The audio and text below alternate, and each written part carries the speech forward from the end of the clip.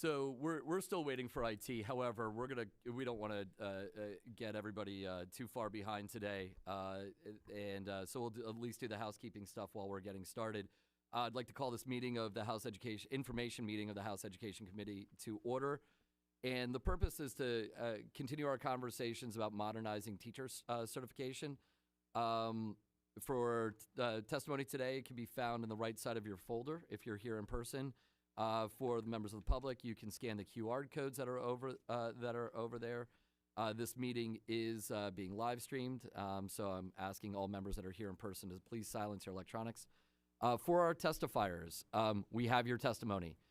We are all actually capable of reading it, and so I respectfully ask that you summarize your testimony so that we could have a question and answer. We've always found that the Q&A parts of these hearings are typically the most effective and for us all.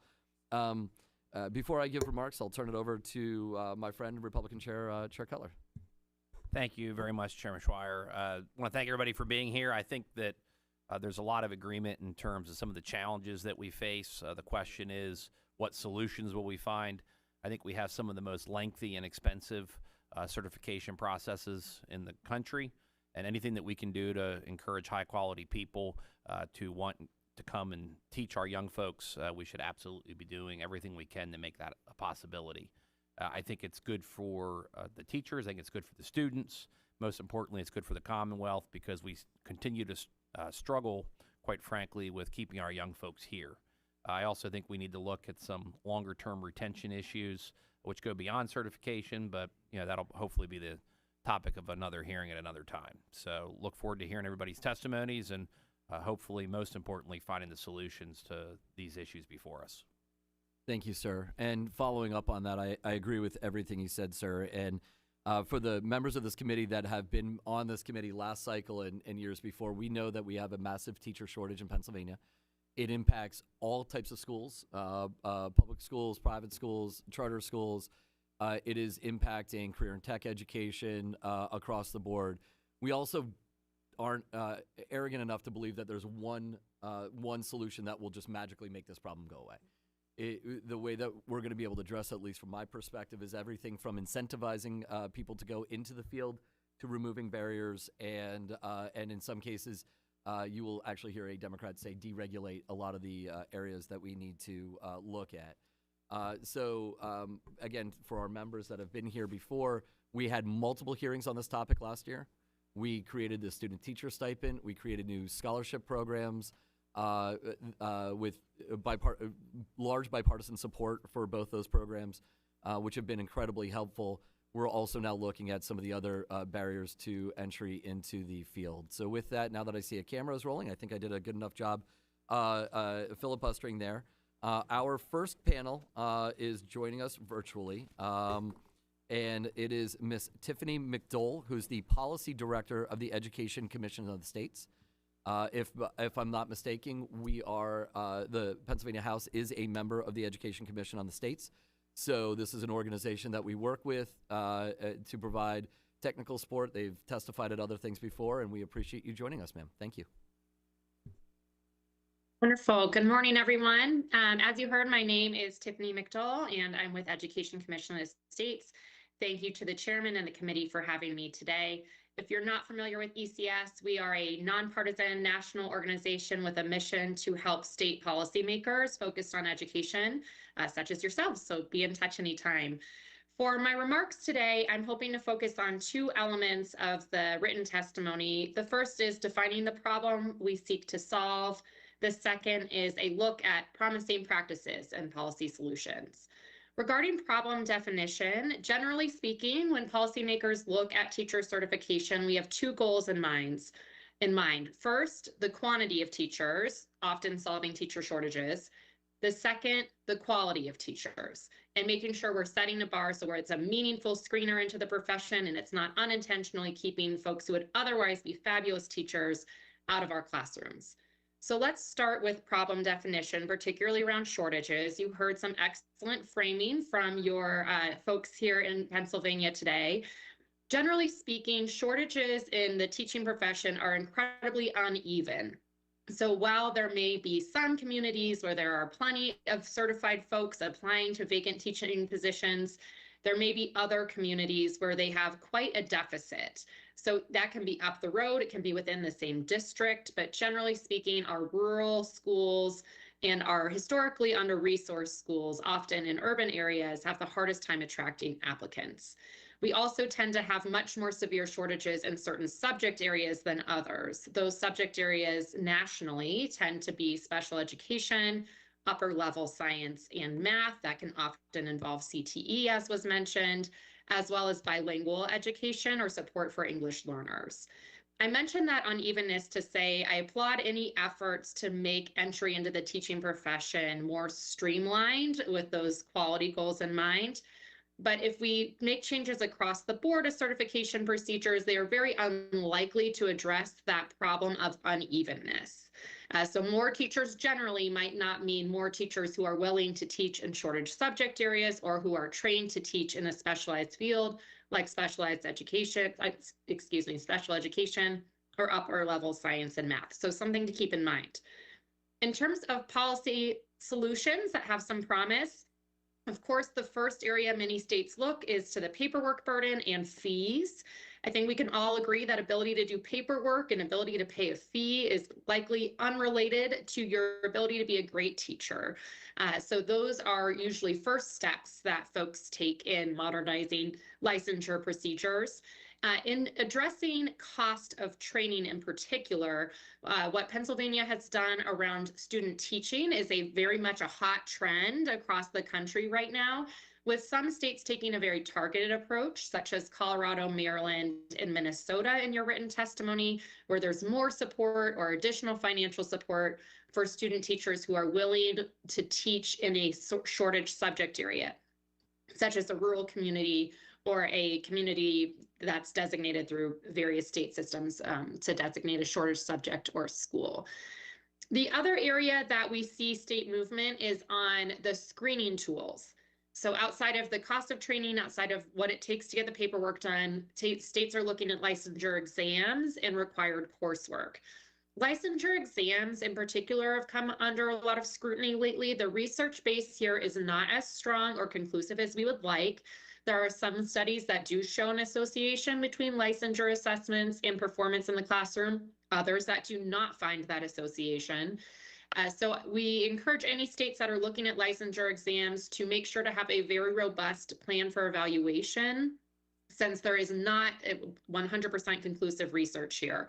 But we are seeing many states at least examine the portfolio of requirements for any given teacher, and that requires any given pathway. As we know, there are many pathways into the profession and any given certification, and most states have many certifications. So we can at least look for areas of misalignment. For example, in the written testimony, I would point you to New Jersey's work to streamline CTE certifications.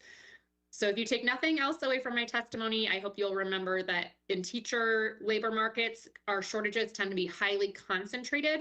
And if we want to address that, our policy solutions will need to be targeted, and that the goal always for teacher certification and licensure is to uphold a bar for quality while not detrimenting the quantity of teachers, the diversity of teachers, or the distribution of teachers across our states or commonwealths. Thank you very much for having me.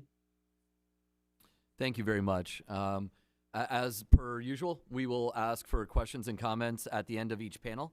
Ms. McDole is the only panelist for this panel, so I will open it up to questions for members. Representative Gleim. Thank you, Mr. Chairman, and thank you for your testimony. I just was wondering if you have any research on whether requiring just an associate's degree as opposed to a bachelor's degree makes any difference in student outcomes, because your testimony, I believe, only require an associate's degree to get a certification. Thank you for the question, Representative. I don't believe there's a study specifically on that question because there are not very many teachers who would have only an associate's degree in action. There are studies, however, about the relationship between your degree and what you go on to teach. So for example, is it more advantageous to have an education degree or a math degree if you're going on to be a math teacher? So I'll be glad in follow-up to summarize some of that research and send it to you all in writing, as unfortunately it's a bit nuanced. Again, there are some studies that show that positive correlation between subject matter specification and subject matter teaching. There are others that do not show that relationship, but generally speaking, most states do require a BA to go into teaching through a traditional certification pathway. There are some questions about other pathways, including alternative licensure. What I would say there is most studies find that the quality of your preparation matters more than your pathway type. So always clinical experience matters, opportunities to work with diverse students in your training matters, having an opportunity to understand your coursework. So if you're going to teach literacy, to understand how to teach literacy, those components seem to matter more than pathway type or degree type. Thank you. Thank you, ma'am. Representative Takak and then Anderson. Thank you, Mr. Chairman. Returning, one of the challenges that we see particularly in rural areas are oversubscribed career and tech ed programs. There simply aren't enough teachers, or there just isn't enough capacity. So I was wondering if you could just speak a little bit about some efforts in other states to make it easier for folks who are coming from the labor market, maybe business owners or others, to at the latter stages of their career enter as teachers and become certified and be able to increase the capacity, particularly in areas that are already underserved. They're already members of the community. They want to give back. So, what are the kinds of things that other states are doing to make it easier for those folks to become certified, or maybe even paras to assist with certified teachers? Gladly. Thank you, Representative, for the question. We have seen a variety of actions on this topic, anything from creating adjunct licenses for folks who may not be full-time teachers. Perhaps they work another job, but they're willing to teach, one class a day, and it's a more flexible license. We've also seen that for teaching artists and other folks who might be in the community, have that trade skill or that other skill, and they're looking to come and make an impact in the classroom, to alternative certification pathways specific to CTE teachers, to removing licensure barriers specific to CTE. So the New Jersey example I mentioned is specific to the licensure assessments required to be a CTE teacher. I think what many states have done is looked at their base licensure requirements specifically for career and technical education teachers and said, we would rather get talented folks in the profession and allow our districts to screen for things like their ability to translate their skill to teaching, not only to do the skill, but to teach the skill, than to have a centralized method of screening for that at the state level. So trying to kind of distribute that decision-making to the local level for CTE teachers in particular. So there has been quite a bit of action in this area. And again, I'd be happy to send you more examples specific to CTE teachers in writing. That would be great, especially around the adjunct licenses, because, there are some folks who can't return full-time but are interested in doing it part-time or, supplementing, if you will, the capacity that's already there. Thank you very much, and thank you, Mr. Chair. Thank you, sir. Representative Anderson. First of all, I want to thank you for identifying the areas of teacher shortages. Sometimes we put them all in the same grouping.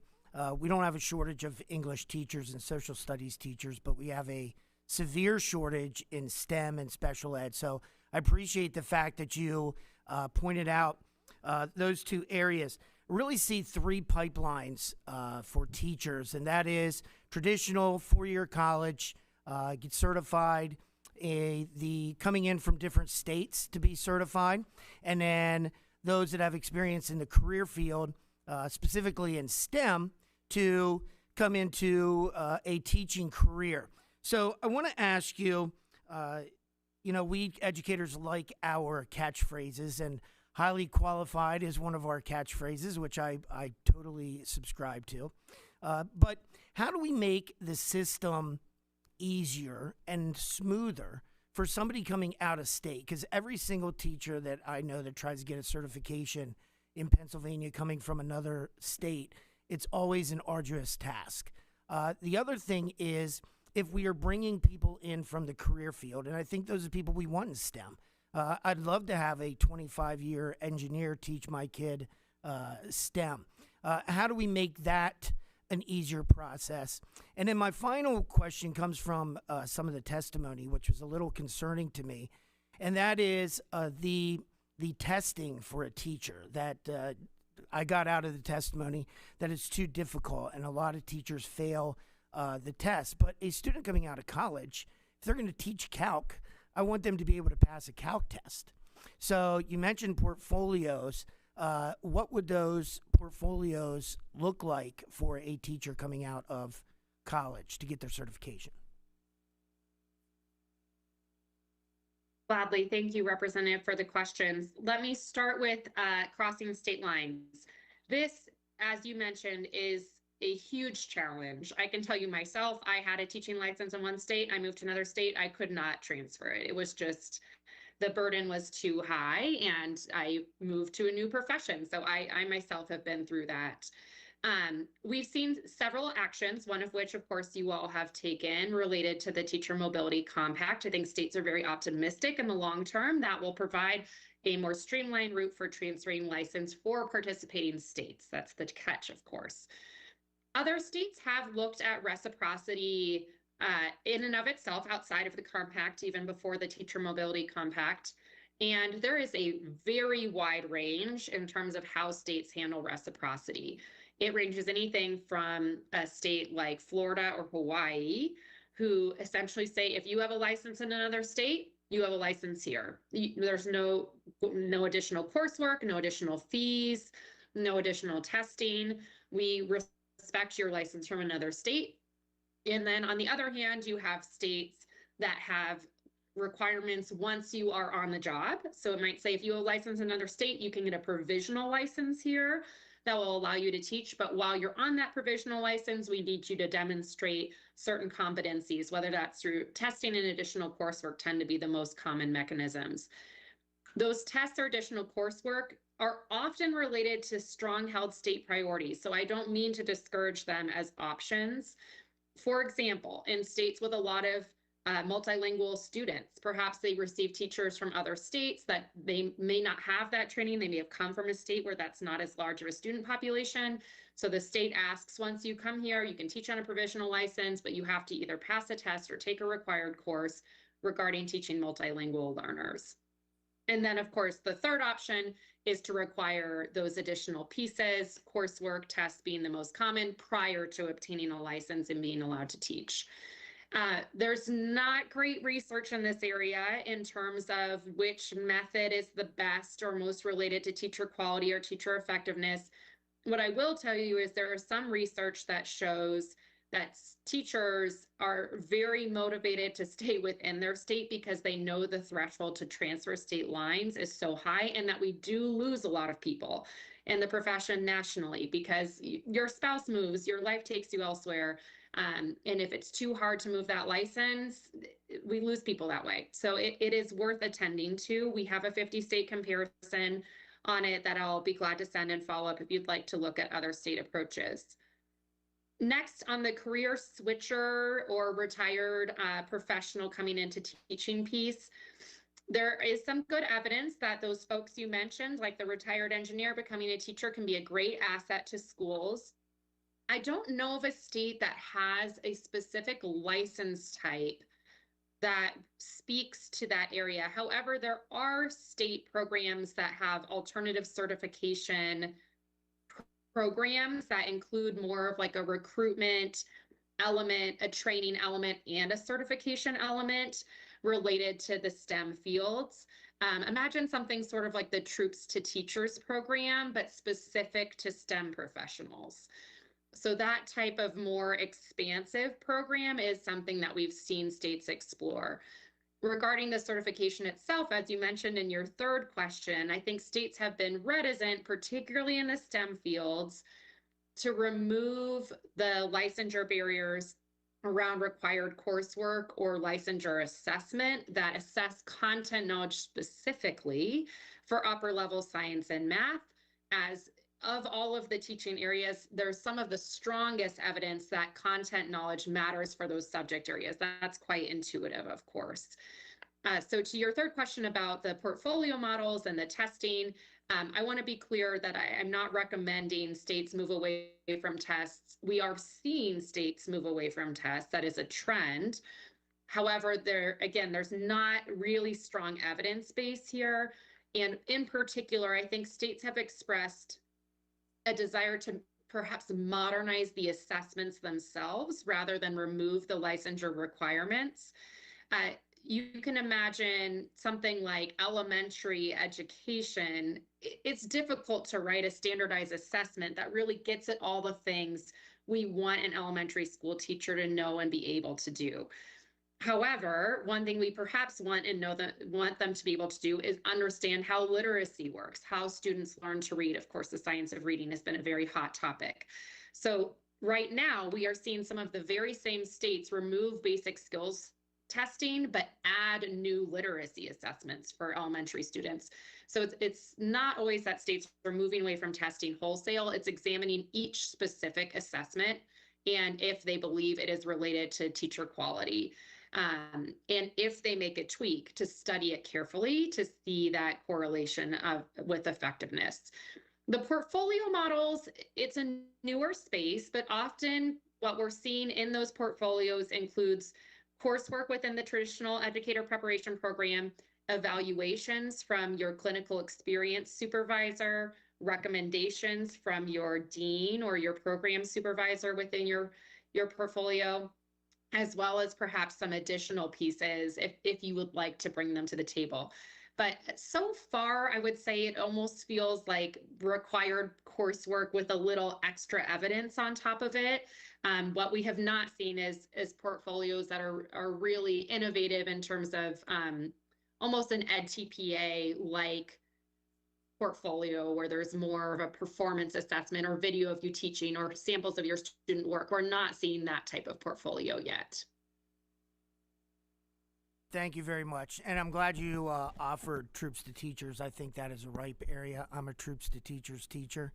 And we have a lot of four-year kids coming out and looking for a career. And if we could recruit some more kids coming out of that military using the GI Bill to get their ed degree, I think that would be very, very helpful. So thank you for your testimony and for mentioning that specifically.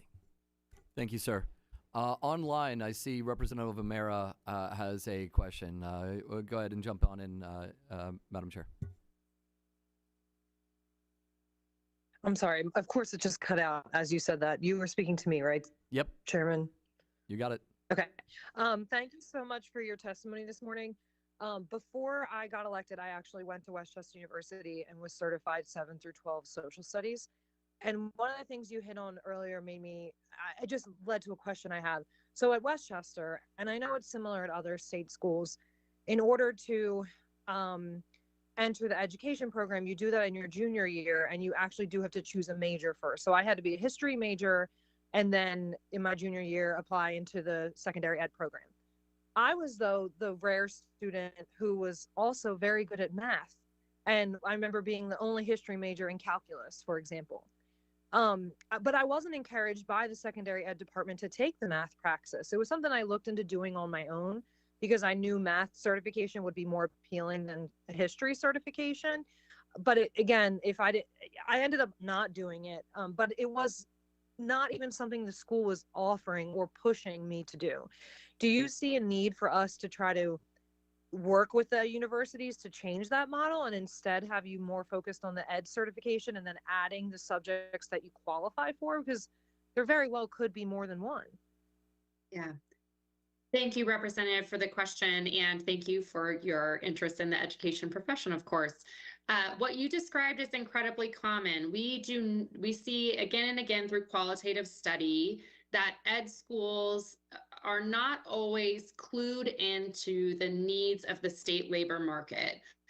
So there's not often the type of encouragement that you describe where if a student is in a moment where they can sort of choose one direction or another, where the ed school themselves will say, hey, have you thought about special education? Have you thought about bilingual education? Have you thought about math?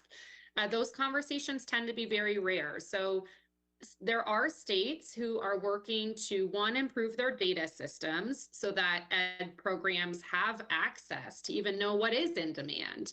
I hate to say it, but that's pretty uncommon right now, that we have more data in most states on the supply of teachers than the demand for teachers. You can understand the reasons why, but it would help if we had dashboards, transparency around where shortages exist.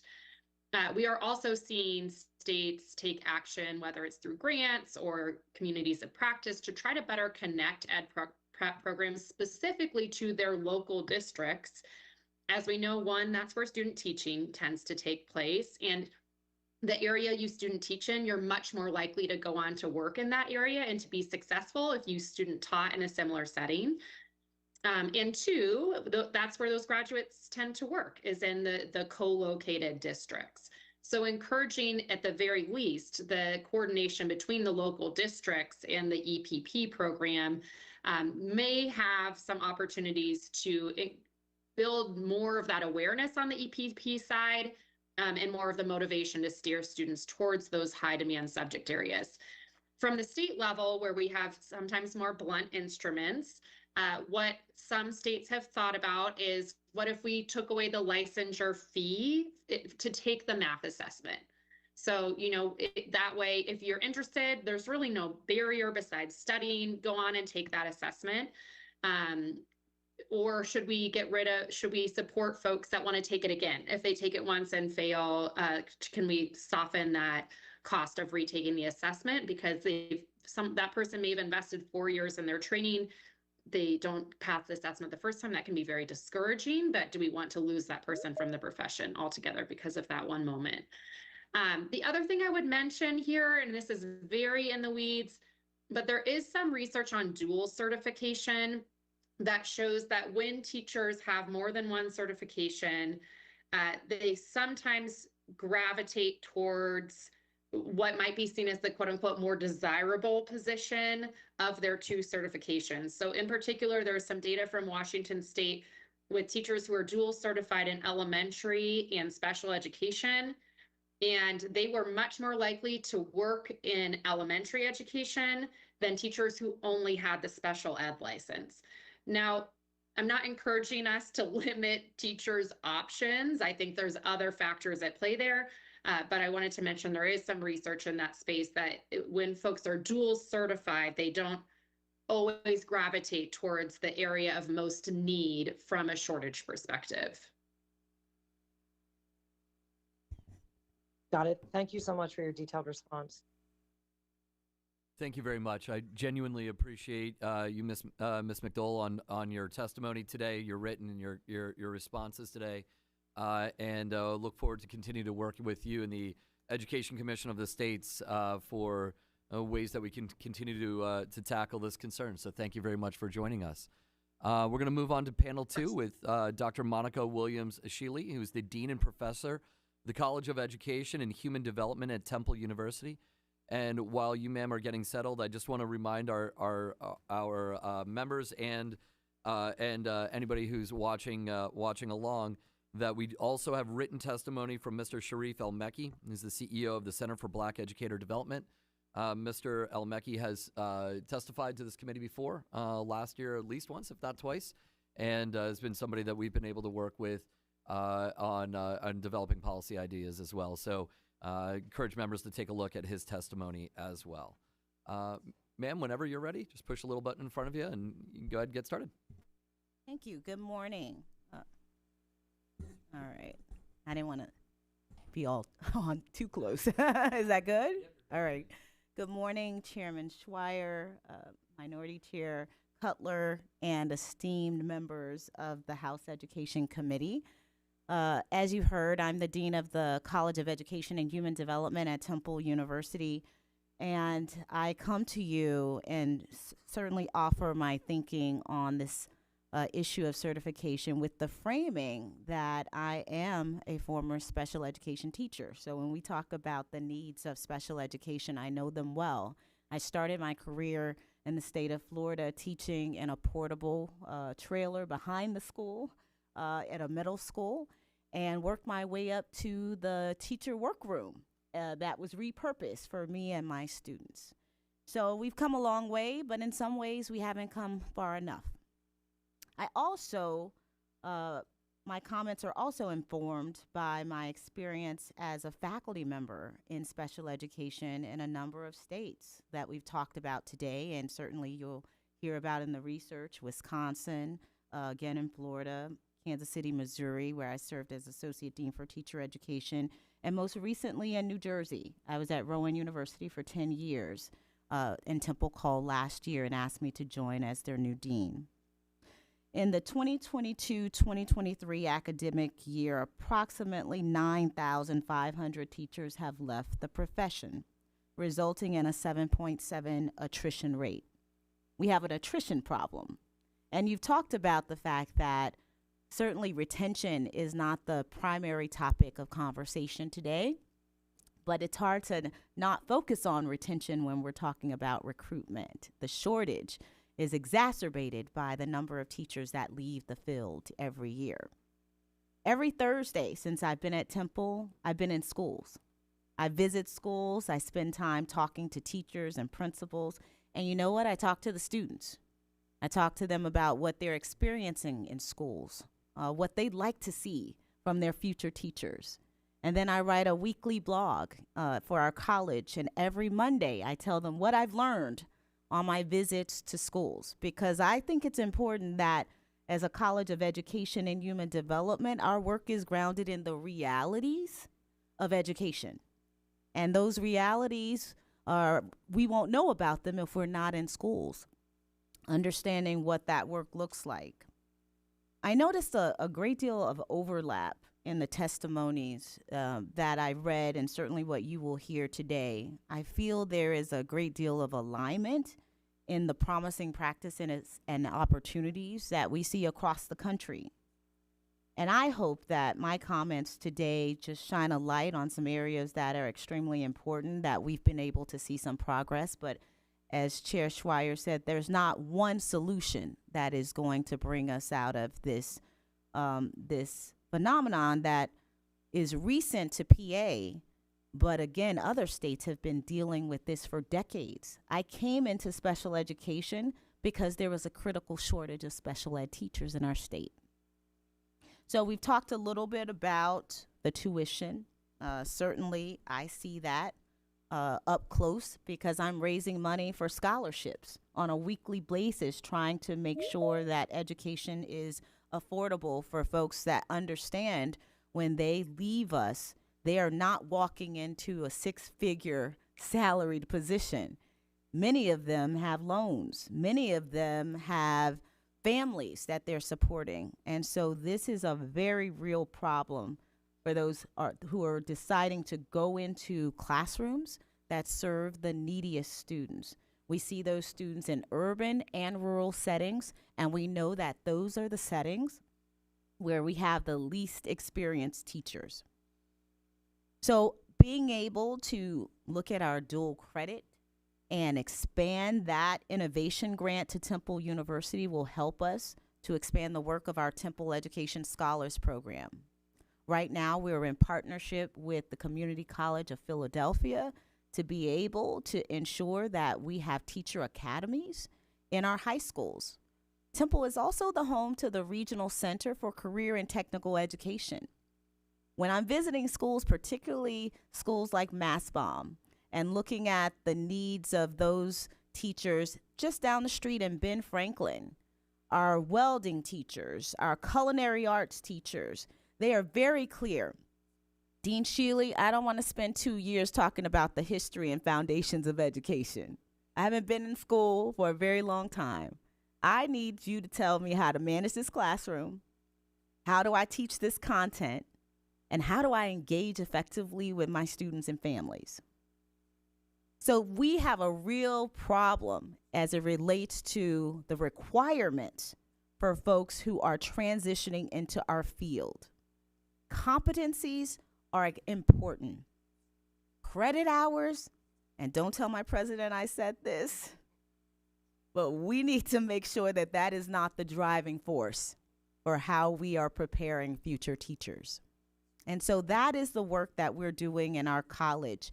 Just this year, we expedited certification options that decrease the number of credit hours for individuals that are on emergency permits.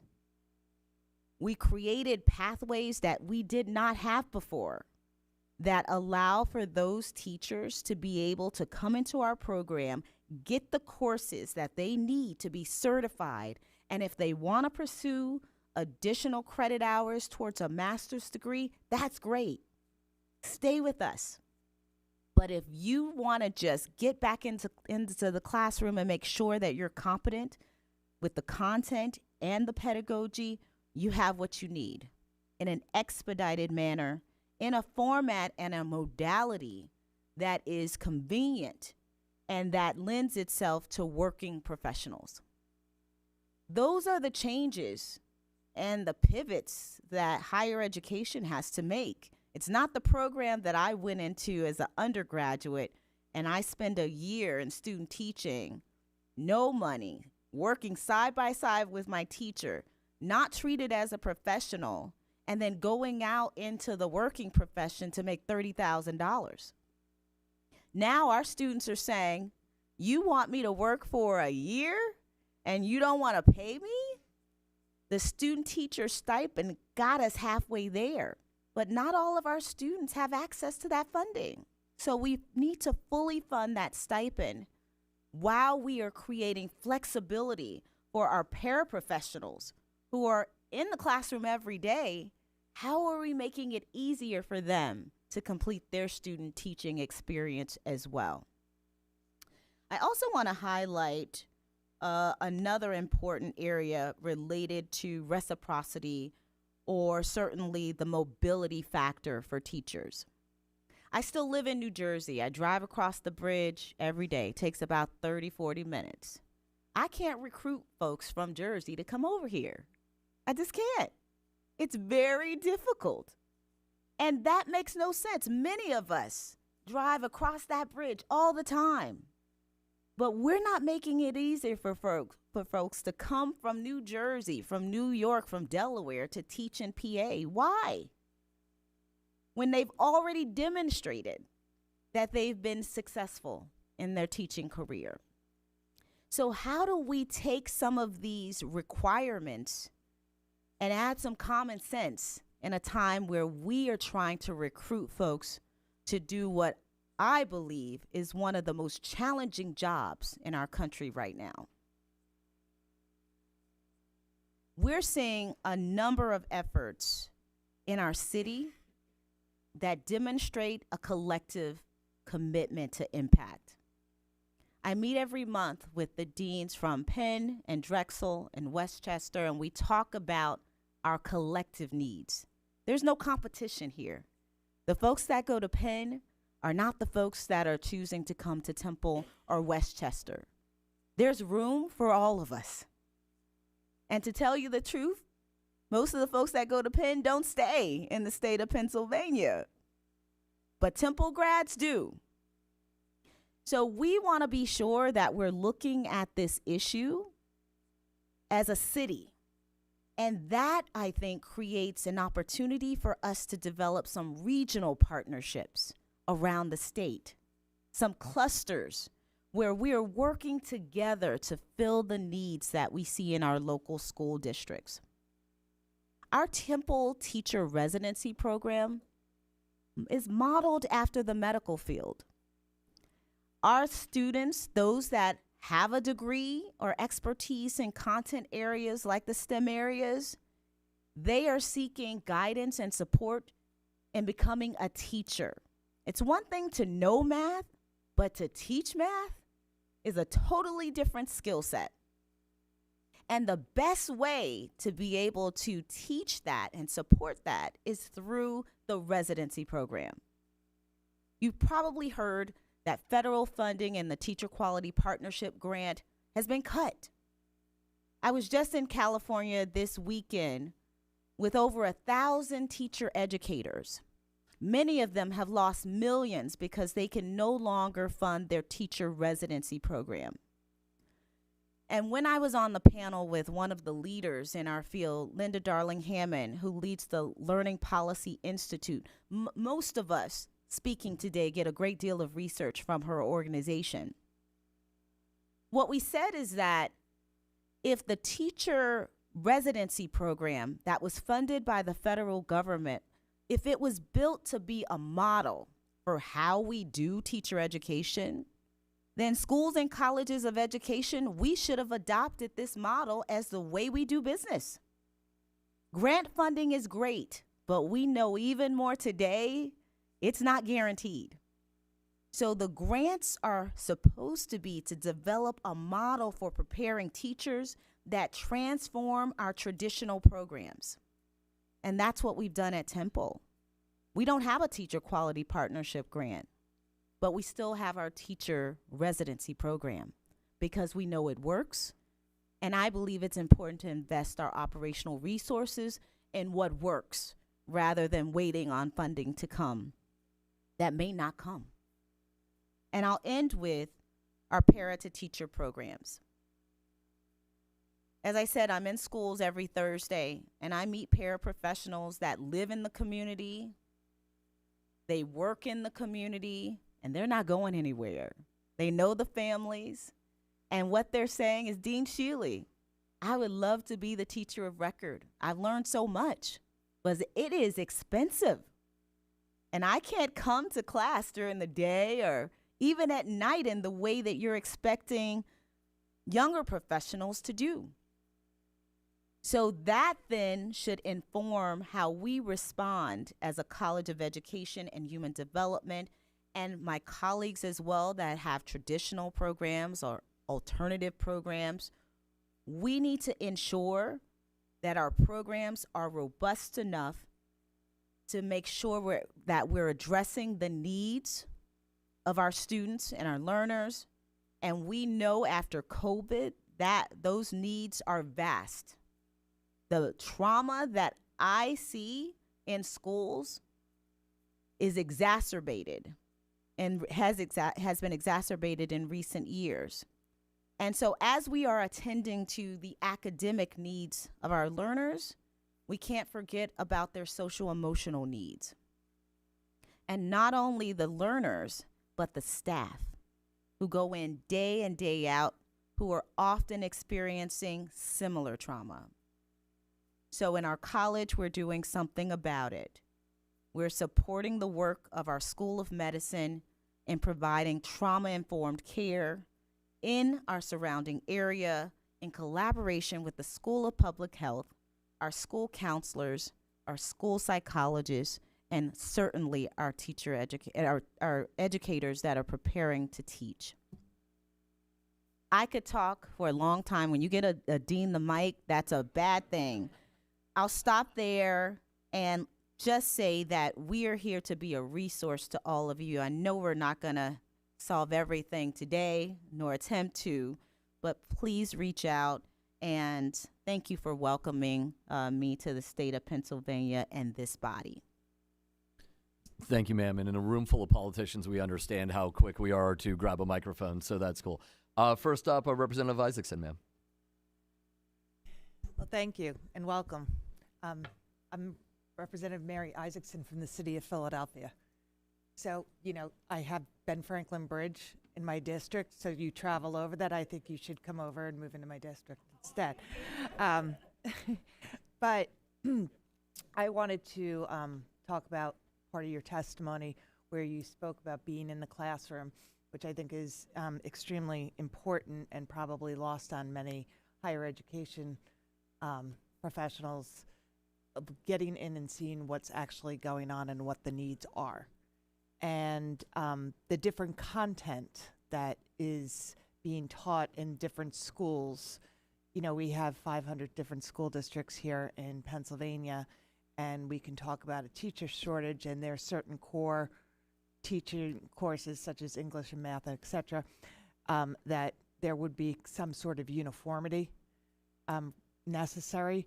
But I think that you touched upon, and I think it's important as education is ever evolving, that there are different things being taught in different schools approved by their school districts. You mentioned VOTEC. The certification for that teacher might not necessarily be the same for an English or a math. Could you speak about how we might be able to adjust to attract even more, whether it's language? I was on the Basic Ed Funding Commission, and I heard a lot about, in many areas of Pennsylvania, the immigrant populations that we have from all over the continent. Not just this continent, all the continents around the world are locating here in Pennsylvania. So it's not just ESL, it's other different languages. And we might be able to have some of those immigrants come in and help bridge that language barrier that could be somebody from Ukraine or Poland or somewhere else that might not be the traditional way we usually think of Spanish. Could you just quickly talk about how we can try and attract teachers in those, if it means a different tinkering with certifications?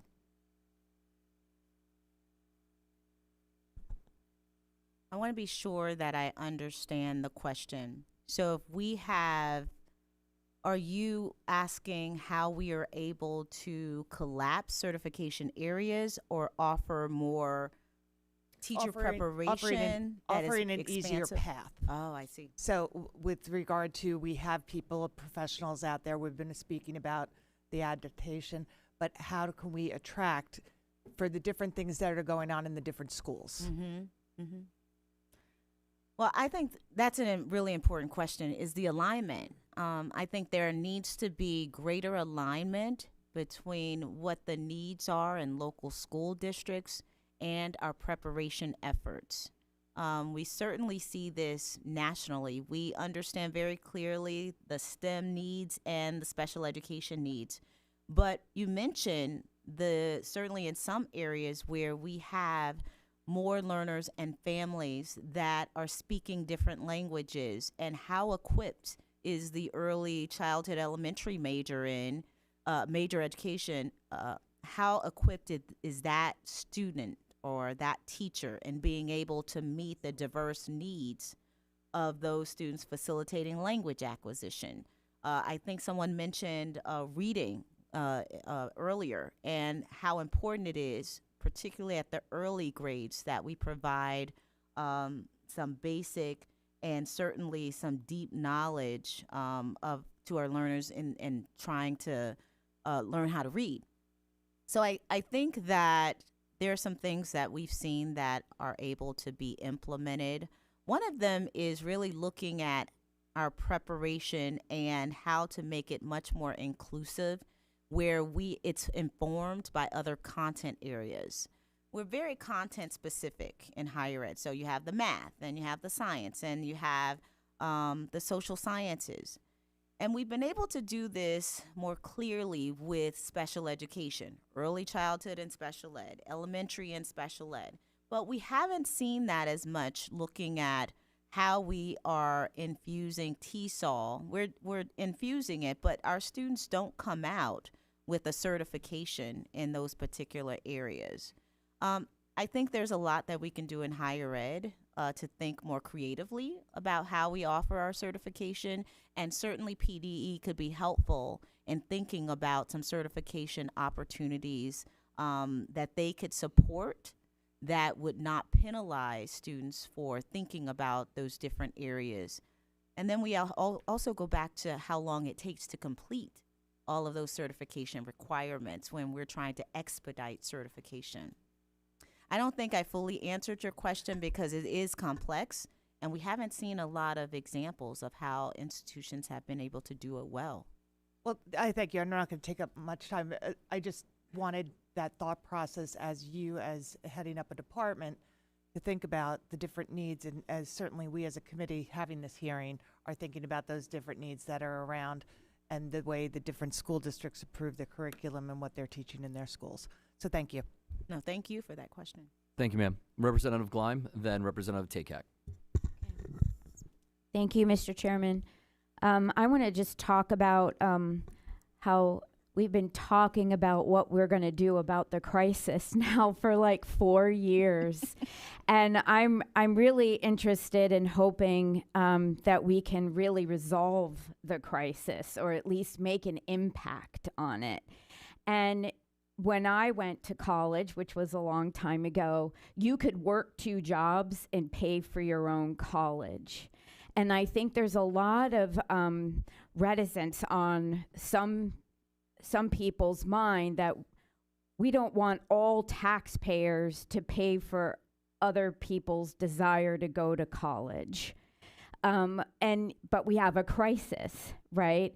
So that's why I mentioned perhaps just reforming the whole certification process so it's affordable. So that if a student wants to become a teacher, they can go to college, work their 2 jobs or 1 job and afford it and not have all the debt when they actually become a teacher. That's why I love what you had to say about the paraprofessionals' work and how maybe we could, instead of making this process so arduous and expensive in a 4-year degree, get these students into a pipeline after 2 years of paying for it and then work on it from there internally. So I just wanted to say to you, do you see any pathway of being able to have a student going from high school, entering into a college program that they can afford without having to be supplemented by the state? Well, that's a great question, and thank you for sharing that. And again, amplifying what we see every day, the realities of that, the needs.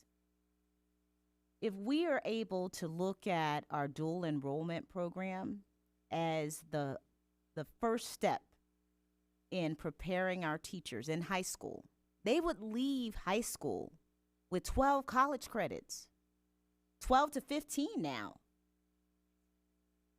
Once they have finished their Temple-led Scholars Program or any dual enrollment program, they could have 2 different pathways, one to community college.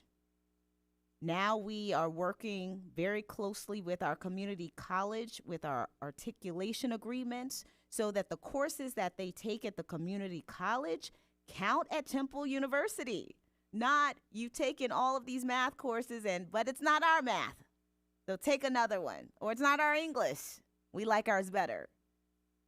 We've blown that up. In the last year and a half, our folks have sat down, particularly with the community colleges in our immediate area, and looked at the program of study, looked at syllabi, made some hard calls, brought in our leader, our president, our provost to talk to some people. I'm not going to name the department. That is a real challenging one, but you might know of it. It's a barrier to be able to get folks through this gatekeeping mechanism. And so we have tried to disrupt that. So you could choose a pathway through community college and then come to Temple. And we've set aside scholarships, particularly for community college graduates who are in a teacher ed program to make that more affordable. Or you could come straight to Temple.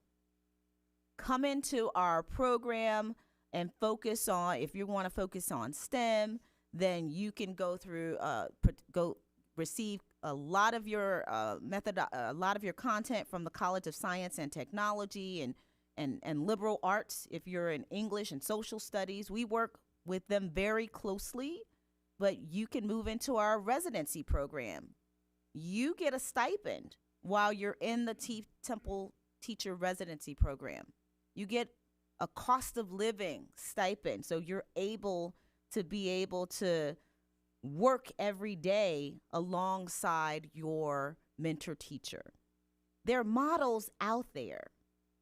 And I have to say that with the investment of the federal government and the state, we've been able to implement them. But our work is how to keep them going on an operational budget that decreases every year.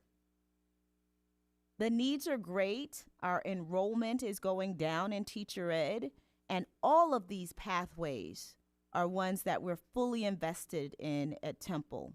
Dual enrollment, Temple teacher residency, the para-to-teacher program directly with the school district. All of these are important avenues that we need your support in amplifying the work that we're doing, but also removing some of those barriers that even the folks that are in these creative pathways are still facing.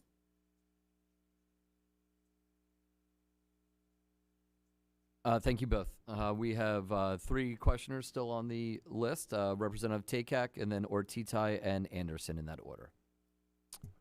Thank you, Mr. Chairman. I appreciate it. And thank you for your testimony.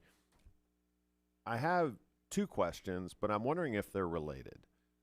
One is, you mentioned the 7.7% attrition rate. Is there any research around what is driving that attrition rate, first of all?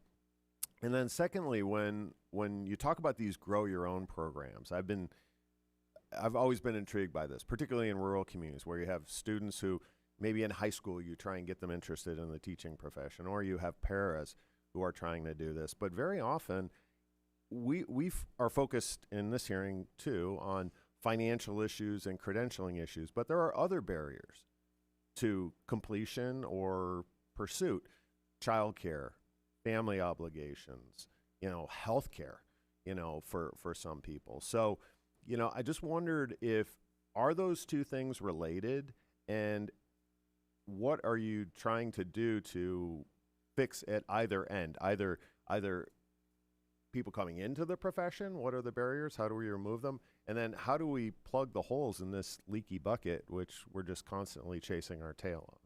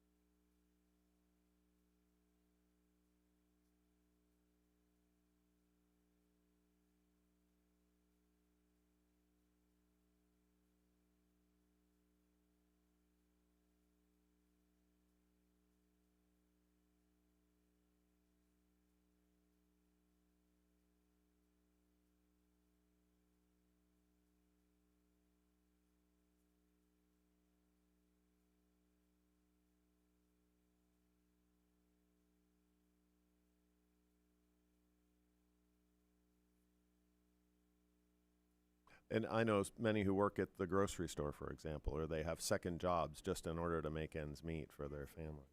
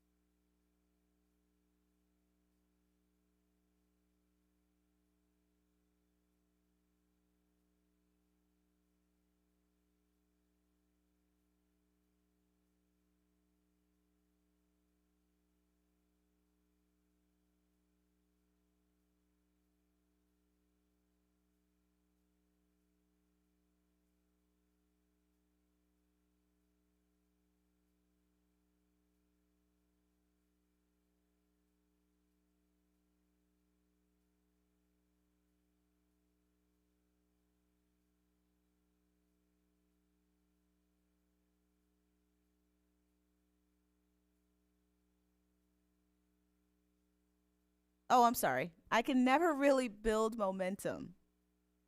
And so I think that's I'll just highlight working conditions and leadership. Certainly are important factors.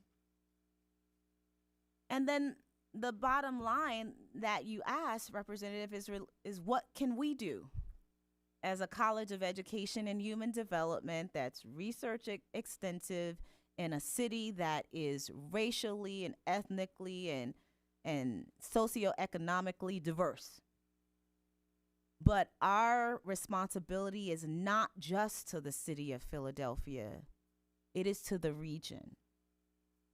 And that is an important obligation for us as an institution, and particularly a College of Ed and Human Development. So one of the avenues is just what I'm doing today, advocacy on behalf of our program and the needs that persist. The second is really sharing the data that demonstrates impact and how we are being good stewards of the funding that we have and the confidence that you have given to us through your endorsement of our programs and support of our work. Now, that story has to go beyond just the peer-reviewed articles that we write in higher ed. It has to go to the newspaper. It has to go out to podcasts. It has to go out to community newsletters for those folks. Someone mentioned a lot of folks don't want to invest in education. Why should we pay for teachers to get their education? If they understood the conditions, if they understood the needs of learners today and how we are addressing them, maybe they are more inclined to partner with us versus not support us. So those are things I think that are important: the advocacy, telling our story, and being flexible and nimble enough to be able to be responsive to the changing needs of the education landscape. So I'm going to turn it over to Representative Ortizai and then Anderson. But I will say we have 10 minutes left for this panelist, and I want to make sure both of you have are able to have your conversation. I know panel 3 is a larger panel, and so we want to just be mindful of the time. So if I could, Representative Takak, I'm going to turn it over to Representative Ortizai. Thank you, Mr. Chairman. I think that's a perfect segue into what I was going to ask. You've already answered some of it in your previous testimony and answering some of the questions, but short-term versus long-term, what's changed in a 4-year education program at a college and university over maybe since COVID, since 2010, since 2000? What do those changes look like? And if they haven't happened, what would you like to see change? That's a great question. And I will talk about what's changed at Temple in the College of Ed and Human Development. One, coming out of the pandemic, I think we underestimated the importance of addressing the mental health of our learners and certainly our college students who are preparing to be teachers. We see that all around. We knew that there were issues that students were facing, but the emails and calls that I've gotten since COVID from parents who are concerned about their college student just getting out of bed or not feeling like they have someone in their corner who they can confide in. Those folks, some of them are in our teacher prep program. So it absolutely impacts our ability to prepare the next generation of educators and leaders. So that is why we have really doubled down on how we not only address trauma in schools, but how we infuse this content into the way that we prepare our teacher preparation students, so that they, in the content, they could see their own needs, and partnering with our wellness center to be able to ensure that that kind of support is more accessible, normalizing the fact that we all need help, and we want to make sure that that help is accessible to students, but also they understand the connection between their own self-care and how that impacts their ability to be an effective professional. What else has changed? We just went through an overhaul of our curriculum. We have several things that will be approved by our Board of Trustees in May that expedite certification options to folks like our paraprofessionals or those that are emergency permits, many in the city of Philadelphia. What we had was a system that was really not as evolved as it should have been. And so our faculty have been amazing. No one said, Monica, no, I'm holding on to this old way of doing things. They said, no, let's do it. We want to spend the time making sure that our teacher prep program is rooted in the realities of the field. And that is something that our students will benefit from starting fall 2025. The other change you'll see is really focused on the impact right in our local neighborhood on P through 12 learning. We have a school that is literally in our backyard, Duckery Elementary School. It is behind the student center. And what I said to President Fry when he visited our college, I said, if our schools are failing in our neighborhood, our university should feel like we're failing. Because we should have a shared ownership of student learning.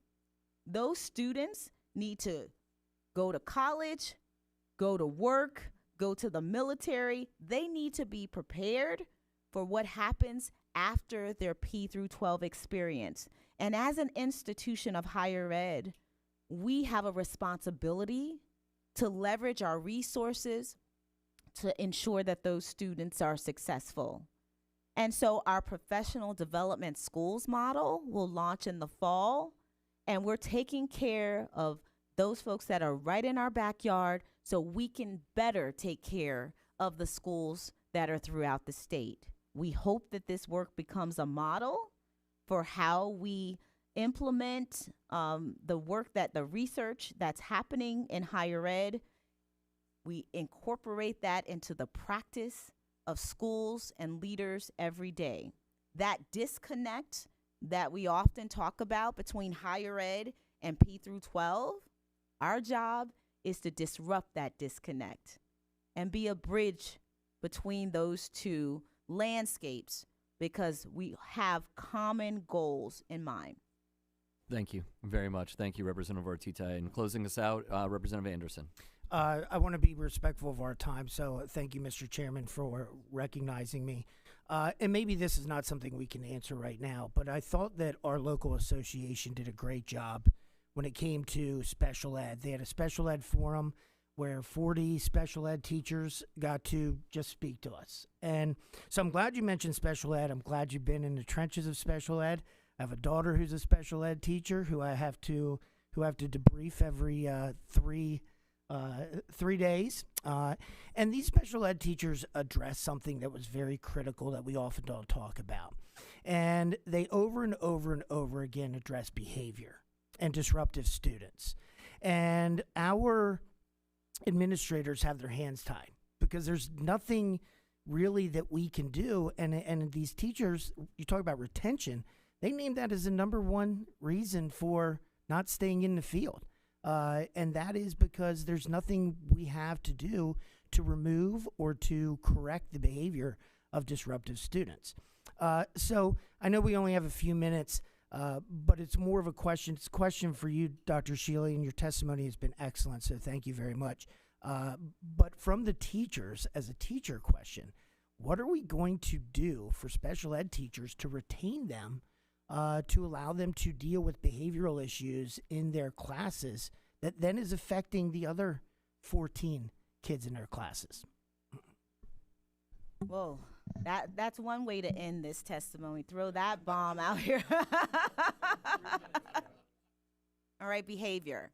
I'll say positive behavior support is a model that has a great deal of research behind it. Behavior doesn't just happen. There are root causes to the behavior. It's not because our learners are just bad. There are a lot of things that are contributing to behavior. Some things in the classroom, some things at home, some things in the school environment, some things in the community that the school resides in. All of those factors show up in the classroom in the form of what we're calling behavior. So one thing is certainly to look at the school environment, school-wide. How are we addressing behavior? And how are we reinforcing the behaviors we want to see? And yes, leadership matters in that case. The other thing is around curriculum and engagement. There are some teachers out there, we call them our star teachers. They can take those kids that we believe are behavior problems, and they seem to be able to get high outcomes from them. What are we seeing in those star teachers that we can then use in the preparation of many other teachers? How are we engaging families about what we're seeing in the classroom? And how are we addressing the trauma that shows up in the classroom as misbehavior? All of those are important, and we have to develop that knowledge and skills with not just our educators, but our leaders in a systems perspective. We can't just do just one. We have to address all of those in order to see some changes, not just in a classroom, but in entire schools and across districts. Thank you very much, and thank you for your outstanding testimony and presentation today. Always welcome back here, ma'am. Thank you very much.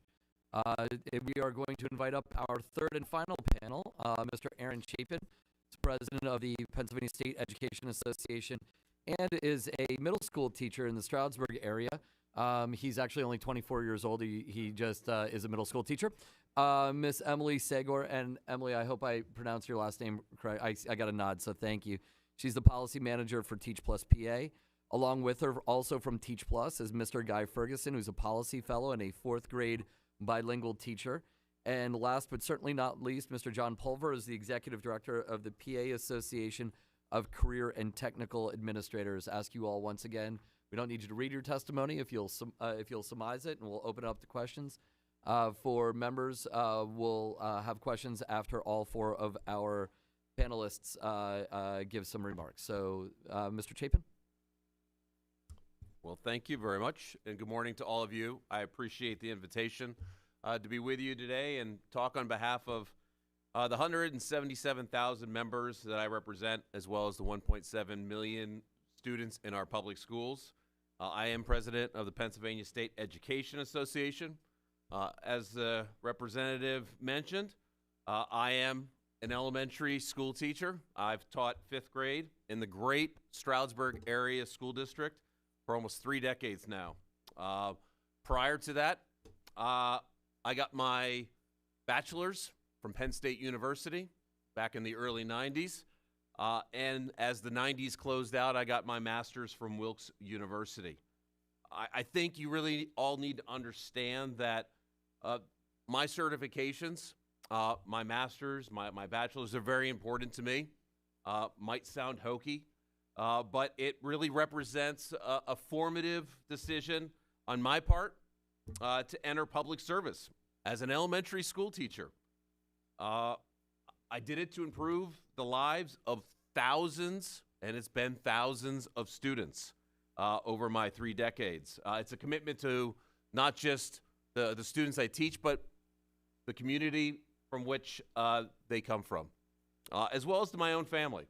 I did not get into this profession to make lots of money. I did it to make a difference.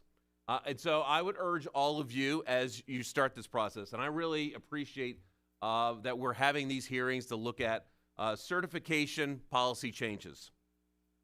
I think it's important that we keep in mind as we go through this that we need to make sure that there's access for securing high-quality certification to ensure that the Commonwealth is getting the best and brightest that Pennsylvania has to offer, as well as from other states.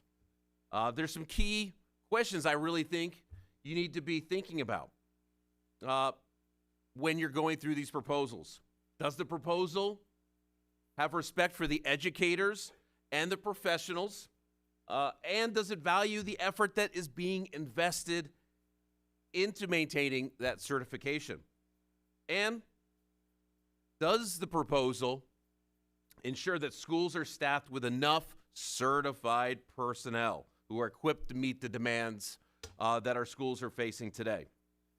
I know you all know this. Proper certification matters.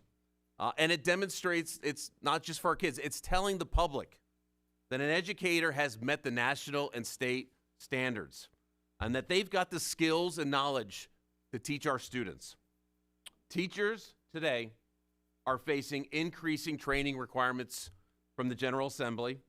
We've got a lot more diverse, complex mental, emotional, and physical needs that our students are facing. We've got a lot of pressures when it comes to high stakes testing. And at the same time, we're trying to keep our kids and our colleagues safe from violence. So it's essential that any of the solutions that you're bringing forward, they maintain the high quality of preparation and don't lower the standards for certification. PSEA, we have some recommendations as you can read through the testimony. We have 5 real large recommendations for you. The first one is that the definition of professional employee in school code needs to be drastically fixed. It's 50 years old. A lot of the professional positions that are in our public schools today, they didn't exist 50 years ago. We need to get this fixed. These employees are not being protected as other educators are when it comes to realignment and when it comes to demotions. If that were to happen, they need to be protected just like all of the other school staff. And we need to establish an objective, timely, and transparent process for evaluating certifications to provide better alignment between current roles and the demands of professionals within our schools. So 7 years ago, PSEA made a recommendation to consider Chapter 49 regulations. And while there was a process in the regulations for State Board and the department to receive requests for new type of categories when it comes to certification, there's no corresponding process for receiving requests to these subject areas within the various categories of certificates. Certification ensures that professionals have essential content and practice knowledge and skills, but also a deeper understanding of the needs and complexities of today's students and school systems. An example is social workers. PSEA social workers started advocating for a certificate early in the 2000s. But because of what exists right now, this did not see the finish line until 2021. This just cannot happen. It's way too long of a process. One of the things I hear quite often as president of PSEA is reduce the financial burdens of certification.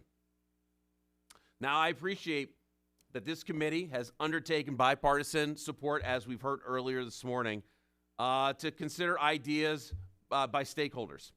The Student Teacher Stipend Program is a great first step into fixing this problem. And I would urge this committee to support Governor Shapiro's proposed funding level of $40 million in the 25-26 budget year. But we all know it takes a lot more to fully fund this program and for every student teacher to get that $10,000 stipend. We need at least $50 million for this to happen.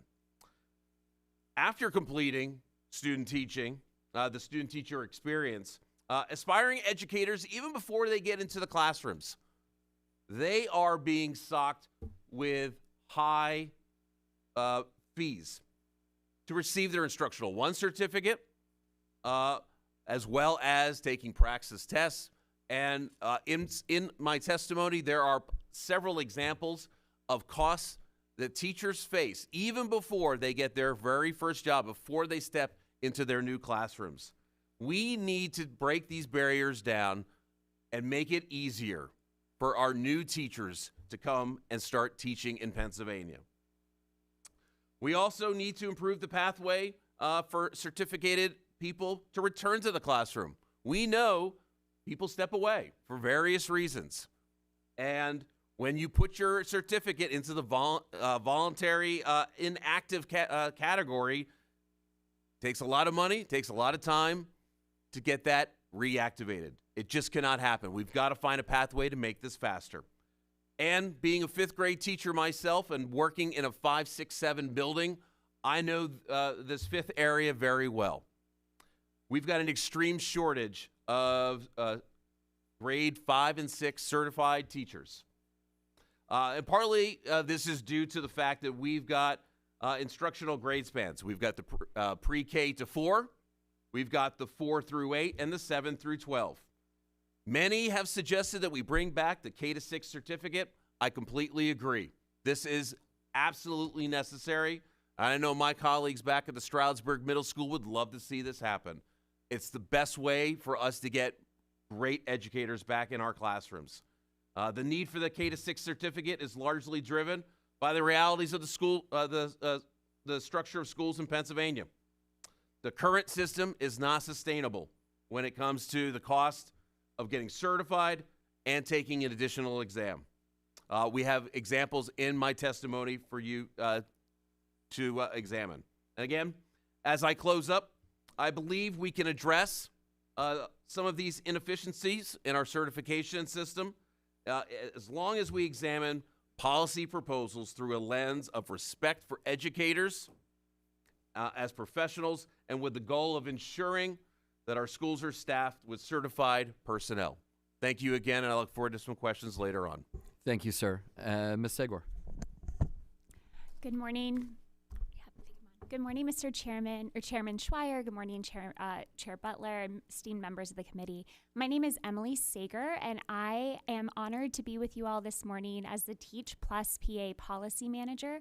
I will be pretty brief with my time and mostly turn it over to Mr. Ferguson to share his perspective as a policy fellow, but I wanted to address a quick purpose that we think about at Teach Plus and a few policy ideas that are related to some of the questions we've heard.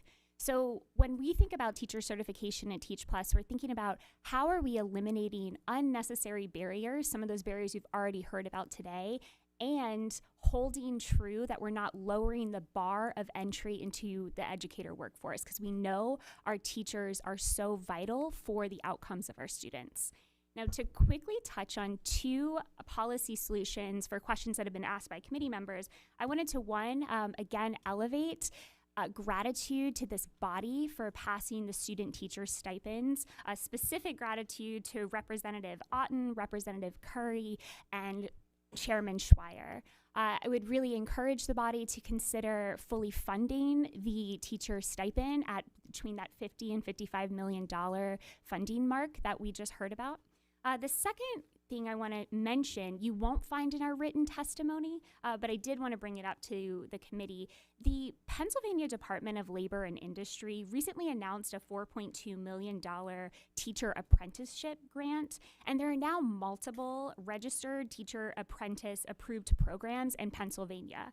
Specifically, the Central Susquehanna, I'm new to PA, so sorry if I said that wrong, IU worked with PDE and the Labor and Industry Department to develop a program template to make the process easier for districts. And so this is something that that education prep programs can currently pursue. And many of these programs, to the question about paras, are targeting paras and career changers, and the programs are completely competency-based. Now, this also links up to what you heard about with teacher residency models, which we know across the country are the model for how you prepare educators. And we have examples like Louisiana, which shifted years ago to a residency requirement for all of their teachers entering the certification process. So that's another thing that this body could consider. And with that, I will turn it over to our wonderful Pennsylvania Teach Plus Policy Fellow, Mr. Ferguson.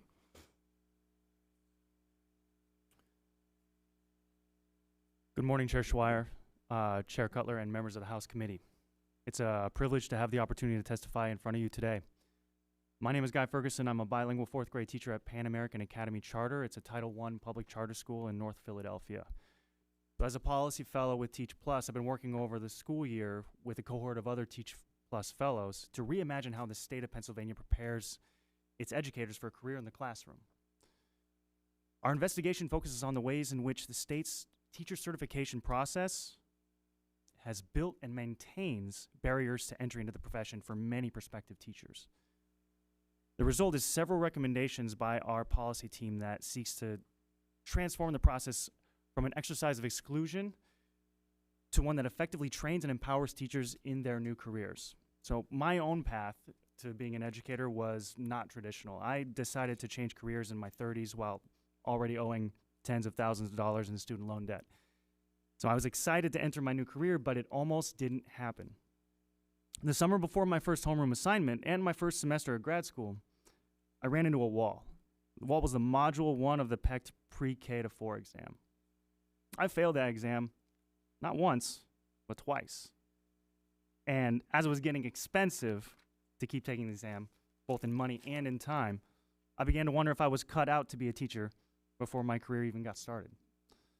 My own experience pales in comparison to the frustration and exhaustion that other potential and current educators have faced with Pennsylvania's certification process, which includes the 3.0 GPA requirement and the praxis content exams. My colleagues and I at Teach Plus have engaged in discussions with teachers across the state and have participated in focus groups regarding these concerns. The main takeaway from these conversations has been the demoralizing and financially burdensome nature of the GPA and testing requirements to not only become a teacher, but to continue to grow in the profession. As an example, a candidate seeking the certification to teach middle school English could spend more than $650 in out-of-pocket costs just the practice exams, related fees, including testing materials and testing prep materials and certification costs. And that's even before considering the cost of the 4-year degree. This also assumes that the candidate will pass their praxis content exams on the first attempt. And the data tells us that that's not happening for many candidates. Furthermore, research conducted by the National Council on Teacher Quality shows that of all the test takers who fail their first attempt, nearly a quarter do not retake the test. That number is even higher for candidates of color at 30%. So these barriers result in smaller, less diverse teacher candidate pools and leave many potential teachers behind as the burden results in teachers having to make tough financial decisions about whether or not to continue pursuing certification. While Teach Plus does recognize research that shows licensure tests and GPA are generally strong predictors of teacher effectiveness, they're not without limitations. Now, some studies have shown that candidates who score below the cutoff on licensure tests can still be highly effective in the classroom. Furthermore, traditional licenses and the tests that come with them often fail to assess the full range of skills necessary for effective teaching, including classroom management. Recent research also indicates that the best predictor of a new teacher's success and likelihood to stay in the classroom is how quickly they learn to manage student behavior. And this skill could be better accessed through extended time spent in the classroom prior to becoming a full-time teacher. So instead, here in Pennsylvania, we have a licensure system that creates a type of paper ceiling for our new teachers, where we give more weight to how a prospective educator looks on paper instead of their performance or potential in the classroom. And with this lens, my colleagues and I have proposed several recommendations for the committee to consider, of which I'm going to elaborate on just 3. First, our team recommends the implementation of a waiver for the cost of certification and application fees. This includes test fees for those who take the praxis content exams multiple times. These costs can be a significant barrier particularly for those low-income background test takers. Waiving these fees could reduce financial barriers to entry and help ensure that talented candidates, especially those from historically underrepresented communities, are not excluded from the profession. This policy could also address the issue of retesting costs, which disproportionately affect candidates of color and those already facing financial hardships.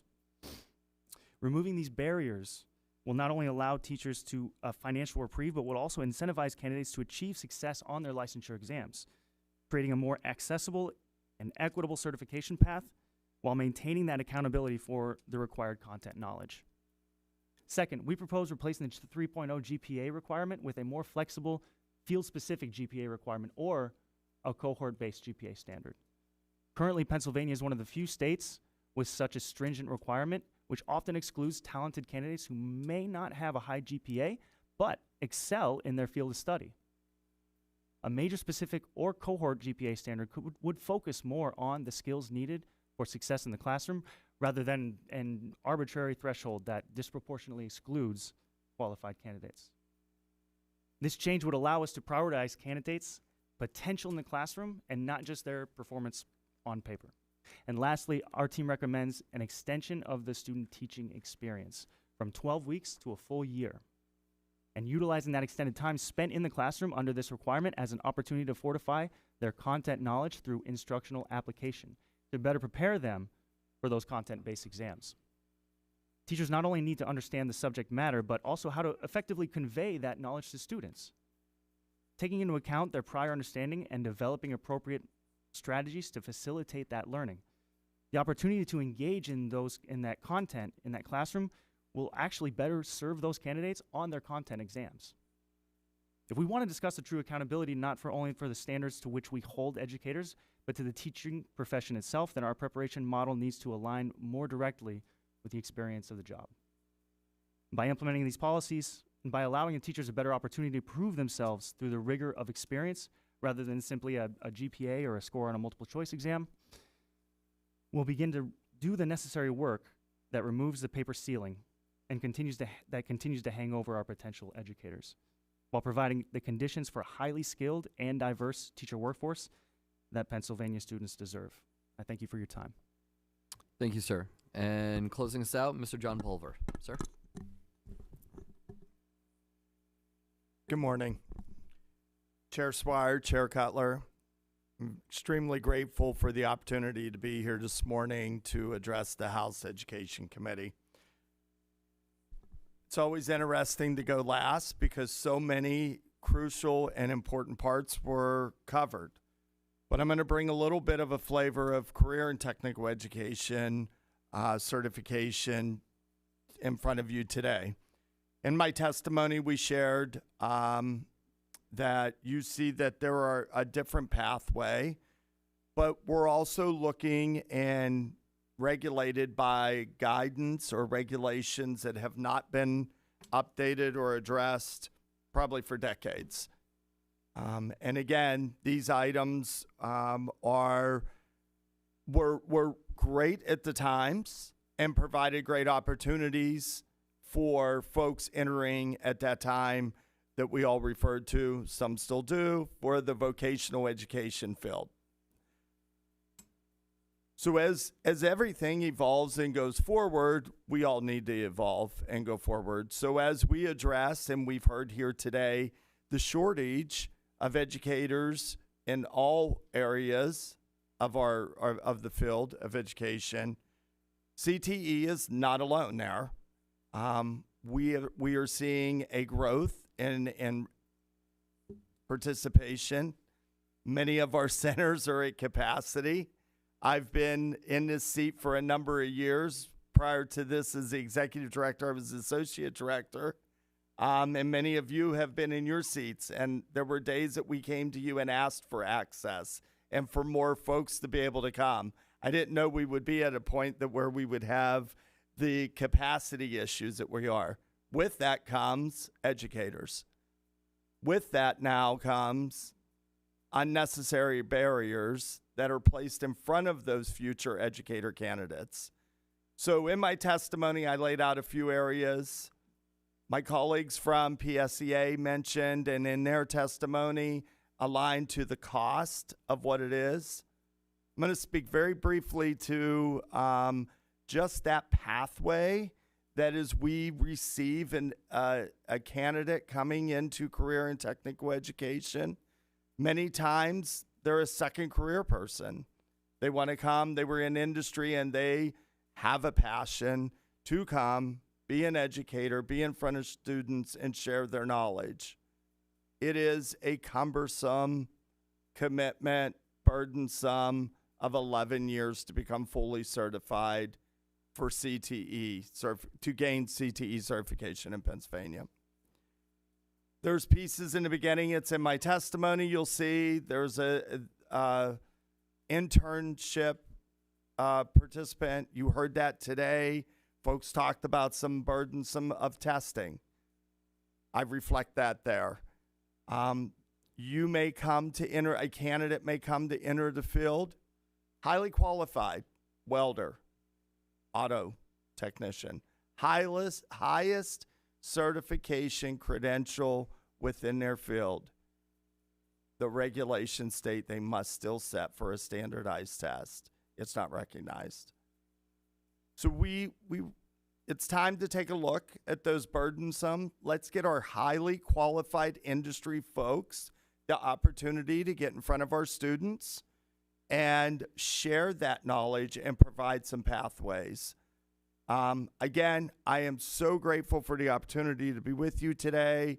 Look forward to working with you and absolutely appreciate all your support for career and technical education. Thank you, sir. Before I open it up to questions, just a quick reminder to our colleagues. Last year, we passed a resolution calling on a study for barriers on career and technical education. So any questions you may have for Mr. Pulver, let's keep them specifically to the educator shortage in his specific area, because we will be having more conversations once the Legislative Budget and Finance Commission completes their report. So with that, I'll open it up to any questions that any members may have. Mr. Schlegel, Representative Schlegel, sir. Thank you, Mr. Chair. And to your point and to that end, Mr. Chair, I will forego my question. I think the testimony on certification for CTE programs and teachers is very well stated. So I'll make this comment relative to the certification process and teacher shortage. In addition to the testifiers, some really nice ideas, as well as my colleagues on the Education Committee. What I would hope that we would move to is a certification process that really focuses on three of the most critical areas that I think we all want and our communities all want in our teachers. Number one, for teachers to be able to connect positive and have positive relationship with students. Number two, it's critical that our teachers know their content area, and they also understand what it means to deliver effective instruction. It sounds so simple, but it's not an easy task. And relative to certification and helping to address the teacher shortages, what I would call for is, and we've heard this first point mentioned already, but it's worth reiterating, certification at the elementary level of K-5 or K-6. I fully support the 6 to 12 content area certification. I would ask that we eliminate the Paraxis test and leave the qualifications, the training, and all that goes into becoming an effective teacher to our colleges and university of higher education. And there's certainly a lot of oversight that we provide in the Commonwealth to make sure that that happens. Not to mention, one of the most critical tests is when those teachers come before us and they want us to hire them in our school districts. That interview process, for me, it really does speak to trying to identify the teachers that can do the three things that I had mentioned. And then along with school districts that provide continuous education and professional development, and that's required throughout our educational careers. And then finally, I would advocate for accepting all teaching certificates. Again, we have a shortage. What is critical, and we're behind the eight ball on, is getting certified teachers into the classrooms. We needed them last year. We need them now. We're going to need them next year. So those are some of my thoughts and ideas on teacher certification, and as I believe that it can relate to helping to address the teacher shortage. Thank you, Mr. Chairman. Thank you, sir. Anybody have any response, or I can turn it over to Representative Takak? Sir, Mr. Chapin. I'll just speak briefly on your comment, and I appreciate all your thoughts on that, and I think there's a lot to be said, a lot of agreement there. When it comes to our praxis tests, besides the fact that they're extremely expensive, there are many instances where it does not reflect the educators that are coming out into the workforce. I can tell you that I've known one of my colleagues that back in Stroudsburg that I've known since she was 5 years old. All she's wanted to do since she was a little kid was be a teacher. And she is now. But she took some of these praxis tests over and over and over because the test, she's just not one of those test takers. And we know that some of our standardized tests, as we see in the K-12 buildings, they're biased in some instances. A standardized test does not make an educator. How you fill in bubbles does not a sign of you being a great educator. And she's one of the best teachers that the Stroudsburg community has. And I think it's certainly worth the conversation about the praxis tests. Thank you both. Okay, moving on to Representative Takak. Thank you again, Chairman. I'm holding up this side of the table, so I appreciate your indulgence. We're talking about certification almost as a binary. Either you are or you are not. I'm very interested in beginning a dialogue around maybe diversifying the concept of certification. So, for example, the medical model, you may have an MD or a DO, but then you may have a nurse practitioner, or you may have a nurse anesthetist or something like that. So I'm wondering, I'm hopeful that it achieves your two key objectives, Mr. Chapin, around respecting the professionalism of a certification, while also opening the door to more of like an adjunct type certification that could potentially, especially in the CTE ranks, be able to fill some of this need that's there. So I just wondered if you could comment on that. Yeah, I'm going to leave it there. Just ask for your thoughts, at least on opening up that door to look at it as a more of a redefinition of what a credential teacher means. Thank you, sir. Mr. Chair? Yes, sir. Thank you. And I appreciate that, Representative. I think we've been, over the last 5 to 10 years, I think we've been really good at re-examining what it takes, different paths to become an educator. And I think that's really, we really are starting to see kind of the efforts come to fruition here. But I think we also have to be really careful that we're not cheapening what we are as educators. While I think that while we're examining these pathways, I think we need to be really careful. There's a lot that goes into being an educator. There's a lot of knowledge in college that you are accessing to become an educator. And while we can, as we heard in the second panel, while there does need to be some rethinking at the college level in our universities, I think we need to be really careful about, diminishing and cheapening what that education really does provide.